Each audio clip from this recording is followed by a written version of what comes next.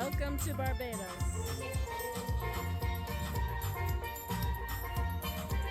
Go ahead, girl, jam.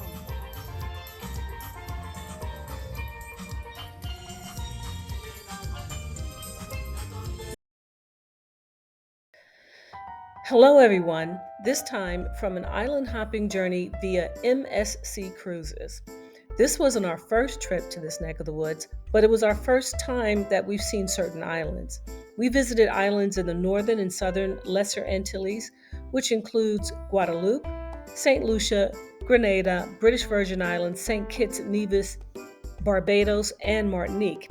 And I gotta tell you, Caribbean islands, the smaller ones anyway, don't vary too dramatically from each other, in appearance, at least in appearance anyway. So, what you see here is a video less robust than my usual.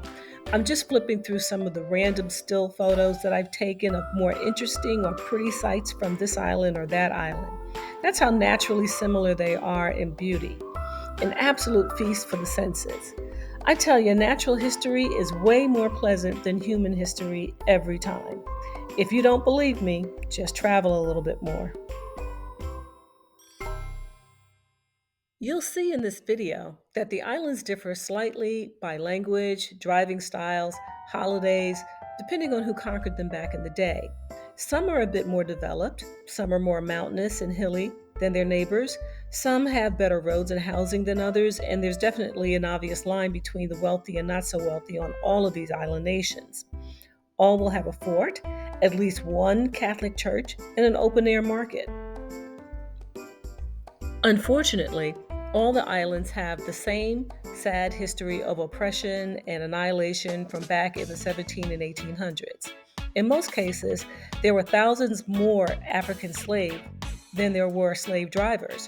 After the colonizers had their way with the islands, they abandoned the slaves there, which is why all the islands have a large population of Black people who are descendants from slavery. Some Caucasians who have lived on the islands for generations may be descendants of colonizers. I only drop this in because we'll never understand why things are the way they are today unless we know what happened yesterday, no matter how uncomfortable. In the last century, people, regardless of ethnicity, have simply moved to these islands by choice, and everyone seems to be sharing them peacefully now, at least from a tourist perspective. I definitely think the Caribbean is a vacation for the following: those who want to decompress and relax in warm weather, those who want to stay close to the US, those on a budget, and those who are outdoor enthusiasts. The more I travel, the more depth I seek. Pretty much done with cathedrals and forts and beaches and certain kinds of ruins. I found it hard to connect to the cultures on these islands, but in fairness, we didn't stay long enough to really get a feel for the lifestyle. A cruise is like a sampler platter. You just get a taste to see what you might like a little bit more of later. Hey, do me a favor and hit the thumbs up button right now.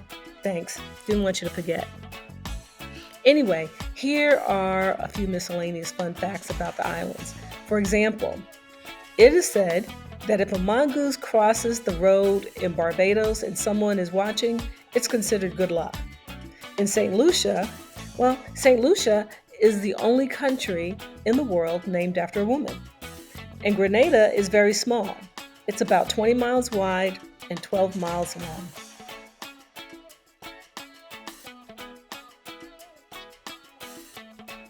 Those were the dimensions of the main island. Grenada is not just one island.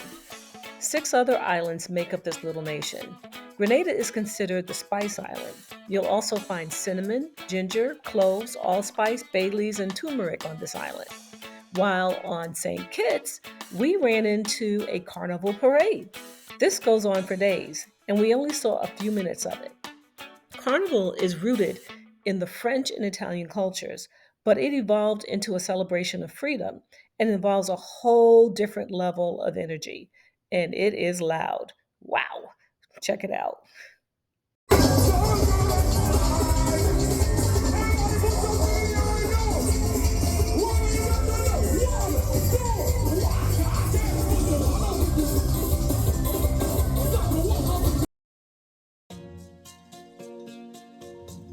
Guadalupe was named by Christopher Columbus. He actually named a lot of islands. Although the language changed to French, that's another story, the island retained its Spanish name. St. Kitts and Nevis, 2 islands, 1 country, is the smallest country in the Caribbean, both in terms of area and population. St. Kitts is actually short for, guess who? Christopher.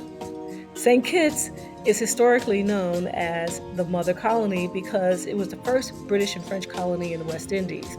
Condé Nast Traveler named Nevis one of the 20 most romantic islands in the world, not just in the Caribbean, but globally. Unlike many Caribbean destinations, Nevis doesn't receive cruise ships or long-haul flights, which contributes to its peaceful and secluded atmosphere over there, and it explains why we didn't get there this trip. Because, we were on a ship. In my opinion, the best way to appreciate multiple Caribbean islands in one trip is via cruise ship. No bag dragging, and a lot of logistical decisions and travel details are made for you. That's the best thing about an all-inclusive vacay. However, if you hate cruising, or if you're visiting someone on a particular island, or if you're attending an event, or if you want to stay longer than a day, or you want to stay a few nights, then just fly from one island to the next. So that's it for now. Hey, have we taken you to Venice, Italy yet? I think I linked it in the description. Now, that was an absolutely fascinating trip that I'd like to take you on vicariously. Check it out, and don't forget to thumb me up here, and I'll see you on the next journey.